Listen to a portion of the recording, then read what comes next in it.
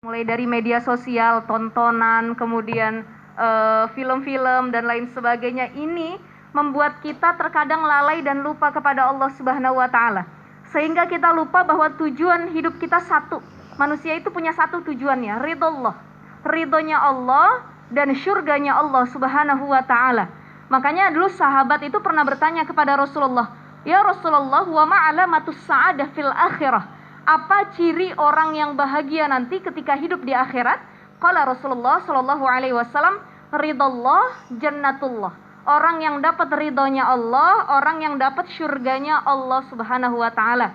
Makanya selepas sholat, habis sholat fardu ataupun sholat sunnah, jangan lupa doa kita sama Allah. Allahumma inni as'aluka ridhaka wal jannah wa a'udzubika min sakhatika wan nar. Ya Allah, aku memohon ridhonya Allah Subhanahu wa Ta'ala. Apa syarat mutlak sebagai anak agar kita bisa mencapai syurganya Allah Subhanahu wa Ta'ala dan membawa orang tua kita masuk ke syurganya Allah? Pertama, ada pesan dari Luqmanul Hakim kepada anaknya, "Ya bunayya, la tusyrik billah, inna syirka la zulmun azim." Wahai anakku, janganlah engkau menyekutukan Allah. Zaman sekarang ini nyekutuin Allah ini sangat-sangat gampang sekali. Di zaman media sosial ada orang yang ramal dikit viral percaya. Ada kartu tarot, ada zodiak, horoskop yang pernah kita bahas. Bahkan hal-hal yang memang itu ada di zaman milenial, akhirnya menggoyahkan akidah kita, keimanan kita. Padahal pesan Luqmanul Hakim kepada anaknya dalam Al-Quran, la tusyrik billah. Syarat mutlak kalau pengen dapat ridha Allah, pengen dapat syurganya Allah, dan ngajak keluarga masuk syurga bersama, adalah tidak menyekutukan Allah. Karena orang yang menyekutukan Allah tidak diterima sholatnya 40 hari. Sebagaimana dia yang datang ke dukun ataupun tukang ramal. Yang kedua, syaratnya harus takwa. Ini syarat inti sekali. Ya, imtisalul awamili wajtinabi nawahihi. Mengerjakan apa yang diperintahkan dan meninggalkan apa yang dilarang. Kalau kata Imam Ali karamallahu wajhah, ada 4 ciri urgensi orang yang bertakwa. Pertama, al-khawfu bil jalil. Orang yang takut sama Allah, merasa CCTV Allah itu 24 jam memantau kita. Ini khusus buat anak milenial, walaupun kita mengkunci kamar, kita nonton HP, media sosial, nggak ada yang tahu keluarga kita sama sekali, tapi yakinlah ada CCTV Allah yang memantau 24 jam. Al-khawfu bil jalil. Yang kedua apa? Wal amalu bit tanzil.